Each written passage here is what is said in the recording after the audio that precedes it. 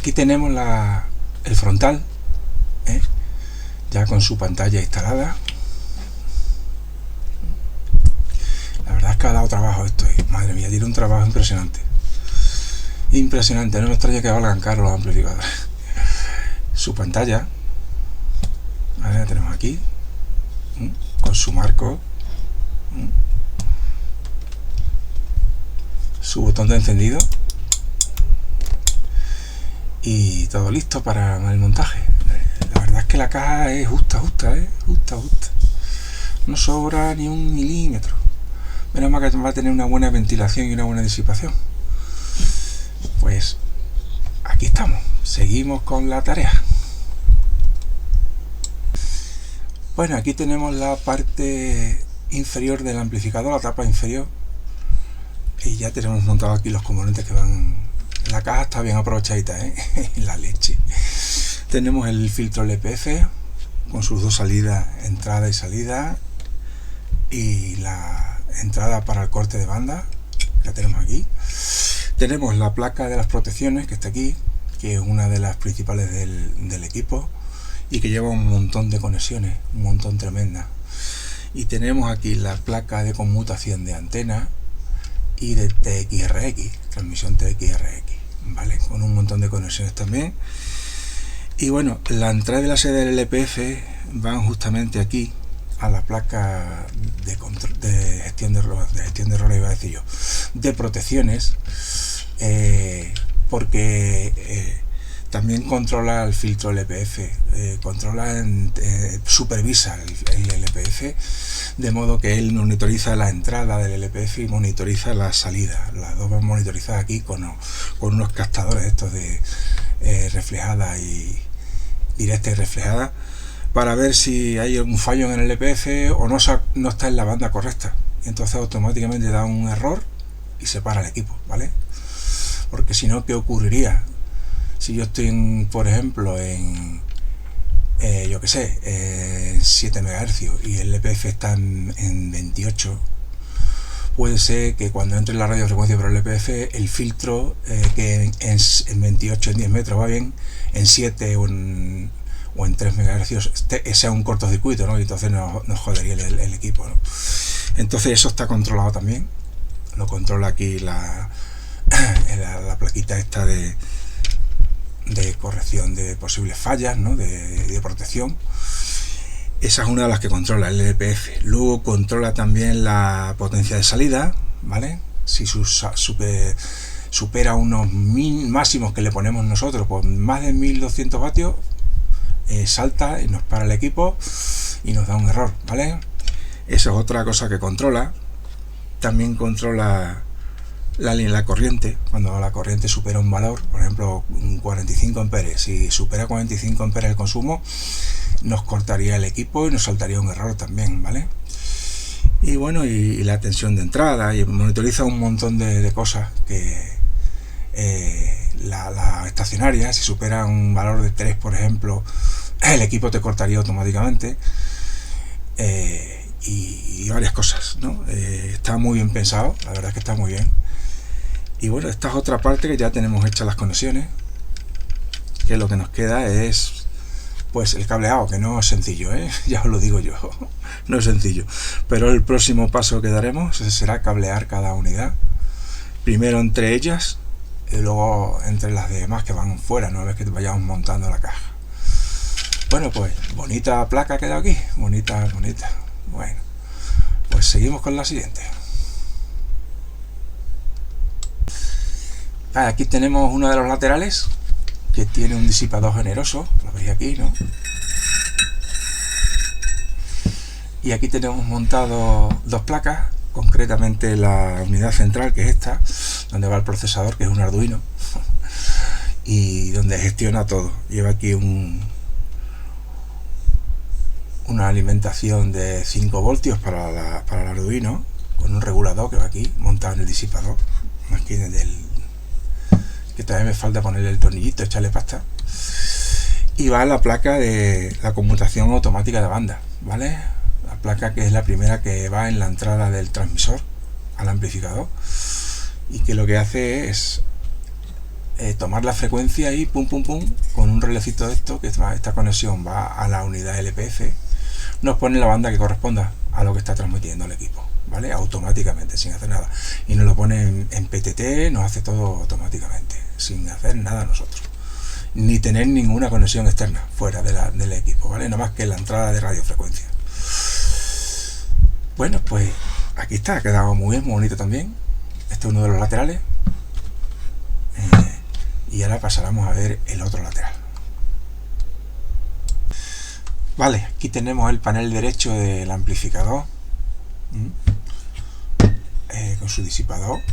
Es igual que el izquierdo, exactamente igual.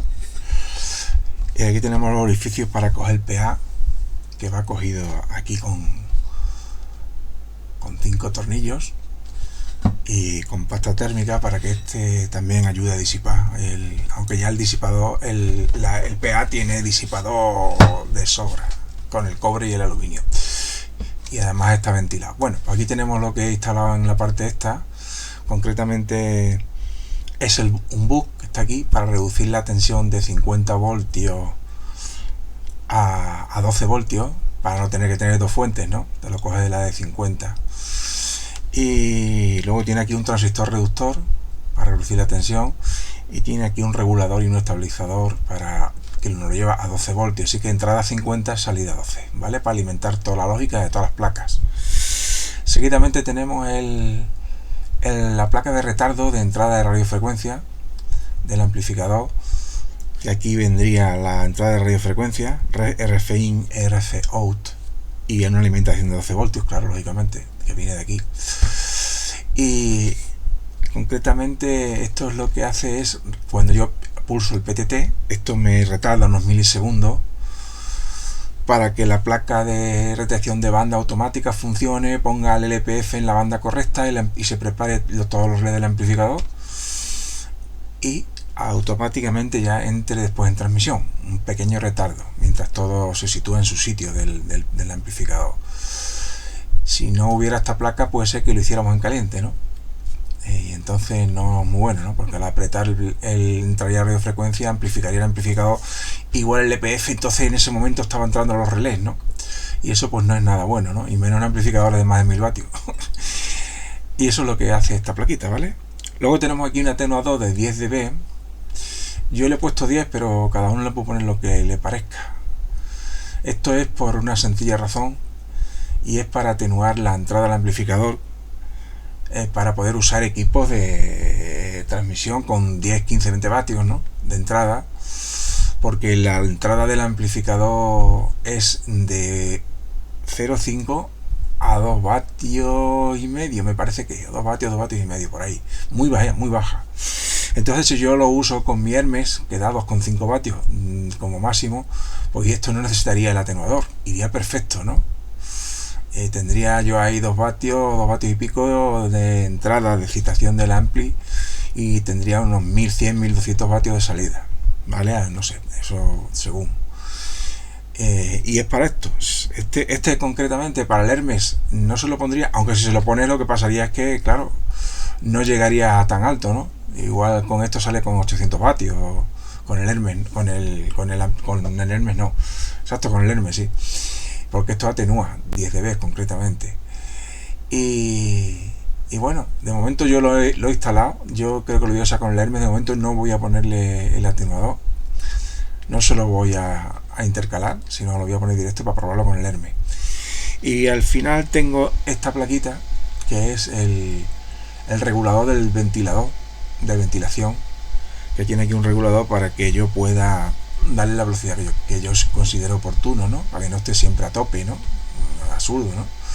Aunque yo había estudiado ponerle también un regulador por temperatura, que sería lo suyo, un regulador por temperatura, ya lo veré después, y que controlar el ventilador por temperatura, e incluso se pudiera programar una curva de temperatura de disparo del ventilador. Sería lo suyo, ¿no? Entrar, yo que sé, a 40 grados, 35, 40, 50, en fin, eso ya había que verlo.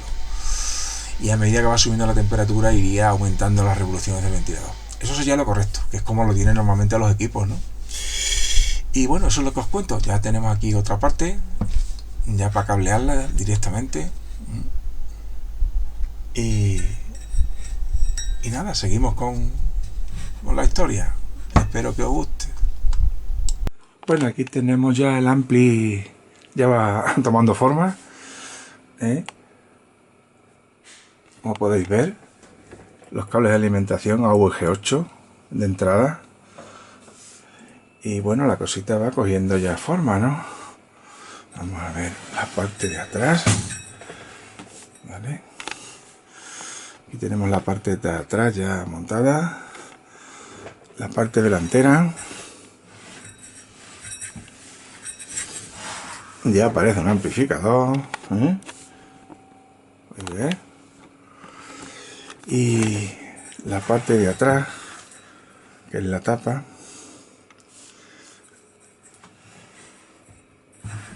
Vamos a ponerlo. Pesa un montón. Vamos a ponerlo ya como más o menos quedaría. Sería así. Bueno, y aquí podéis ver también la parte del otro lateral donde está. Queda todo demasiado pegado, muy pegado. La caja más bien pequeñita, Lo que voy a ver cómo puedo aislar el EDPF del PA para que no tenga problemas de realimentación ni nada.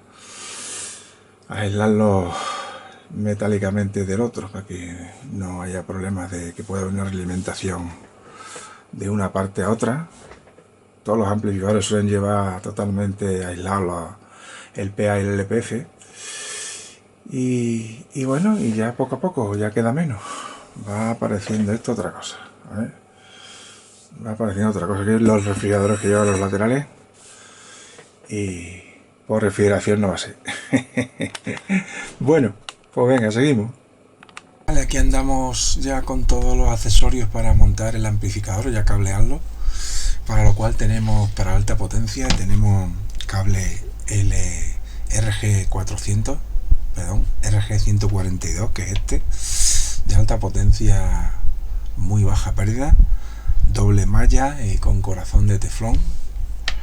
También tenemos el RG400, similar al anterior.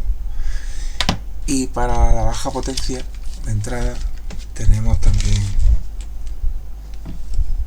este otro, que bueno, para hasta 100 vatios es válido y sin problema, también de baja pérdida. Esto por ahí. Tenemos cable AVG10 6 milímetros para la alimentación de 50 voltios de la etapa final. Yo creo que esta será bastante sección. Según mis cálculos, sí, va a ser un pequeño, va a ser corto el tramo y no va a haber mucha pérdida, pero por si acaso lo monitorizaré, lo veré, y si no habrá que poner dos o aumentar la sección, o quizás poner dos de estos para cada etapa. Tenemos también estos cables de silicona, ¿vale? Que resisten a esta temperatura. Tenemos también cable de silicona, el AVG2022. Este es para alimentar los 12 voltios de funcionamiento para la lógica de las placas.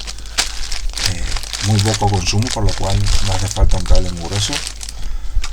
Tenemos también este, que es para alimentar el filtro LPF, los cortes del LPF, que van desde la placa de control al filtro LPF.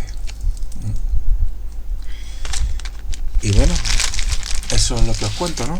Tenemos aquí ya todo preparado para empezar a cablear el amplificador, ya que casi la caja está acabada y vamos a empezar a cablearlo. Lo primero que vamos a hacer va a ser ajustar las vías de la etapa de potencia, que lo haremos seguidamente, y todo preparado. Vamos a ver cómo va el invento.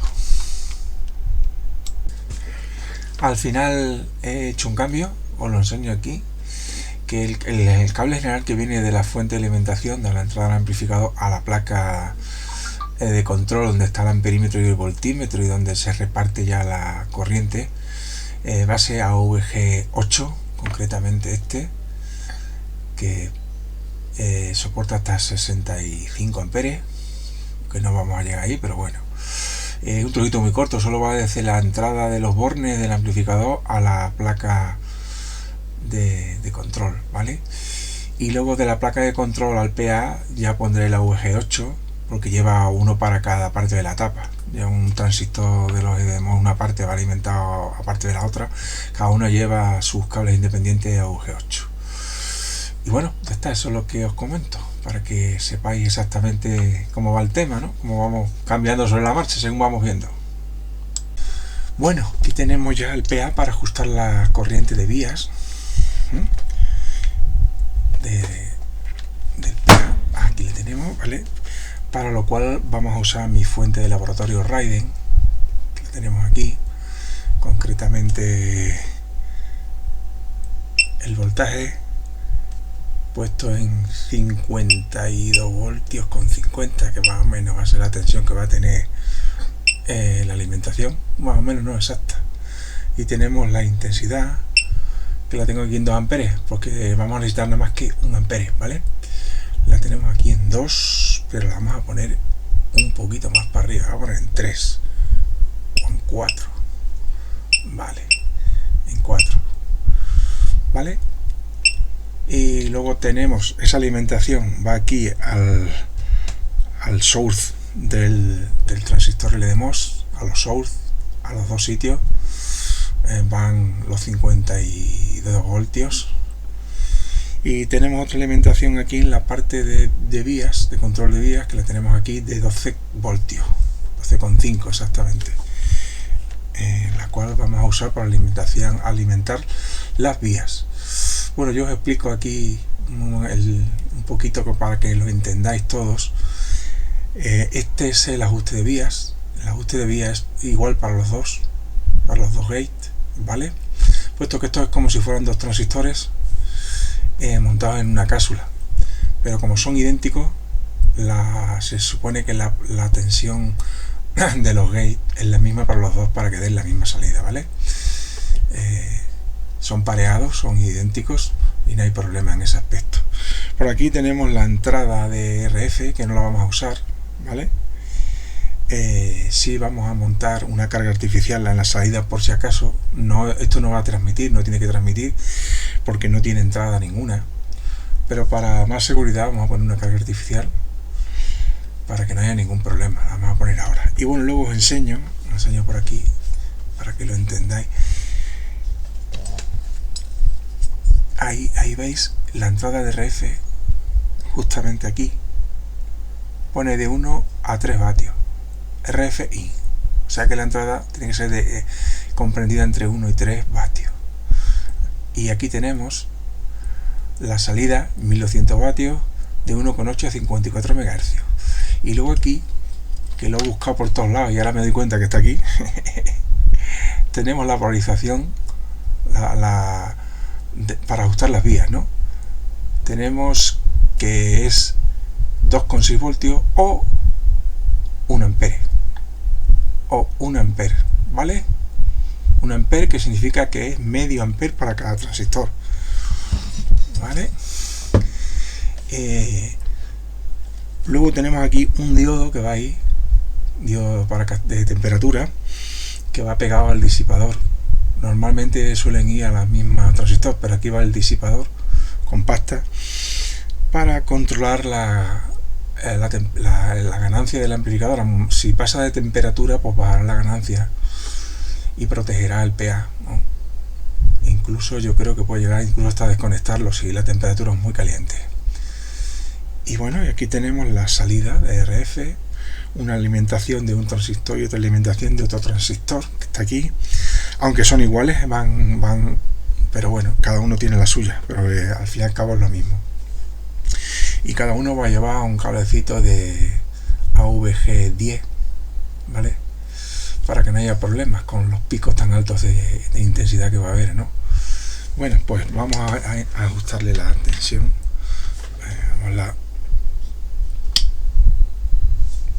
Vale, vamos a poner la carga artificial para evitar cualquier problema técnico, o si el amplificador llegara a transmitir, que no lo creo. Vale,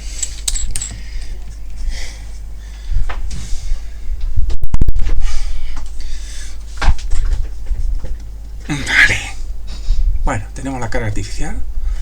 Vamos a usar también el voltímetro. Vamos a verificar varias cosas. Activamos ya la alimentación, ¿vale? 52. Y vamos a probar las tensiones. Vamos a probar la tensión de vías. 12,5. Están al revés los cables. Lo vamos a poner bien. Por eso sería negativo. Vamos a poner bien. Vale. Tensión del ajuste de vía. 12,54. ¿Vale? Tensión de la salida, de la etapa de salida final. 52,4. Perfecto. Y aquí en el source, en el gate, perdón, hay 0. Antes de nada hay que asegurarse que este potenciómetro está todo en sentido antihorario, o que es lo mismo, que aquí no haya ninguna tensión, ¿no? Aquí 0 tensión, ¿vale? Cuando vamos a ajustar. Y ahora ya vamos a proceder al ajuste, para lo cual tenemos que ir moviendo esto poquito a poquito, muy despacio, hasta que obtengamos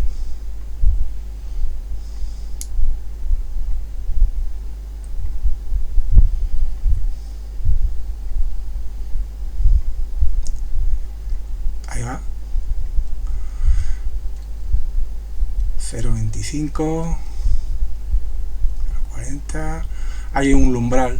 A partir de ese umbral empezarán a conducir el transistor y veremos que va subiendo el consumo en la fuente. 0,8, 0,9, 1 voltio, 1,12, 1,2,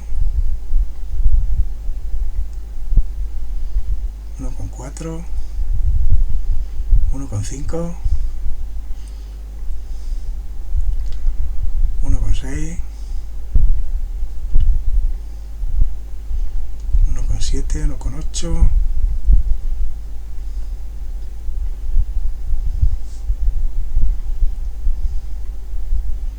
2. Debería haber empezado, yo creo que ya debería haber empezado. No sé por qué.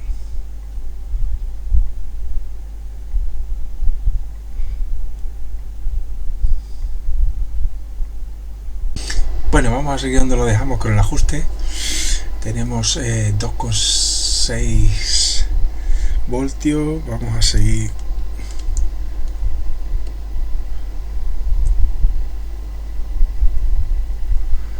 hasta llegar al escalón del MOSFET.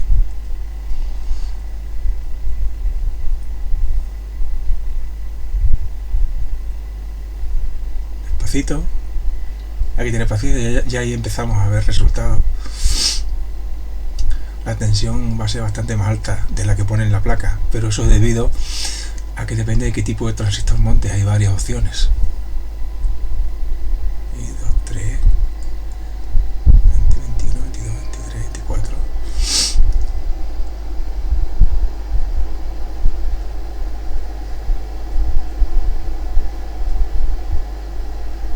Ahí ya está próximo.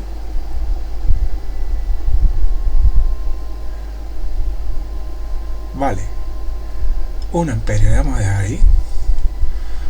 Esa es su ajuste de vías, ¿vale?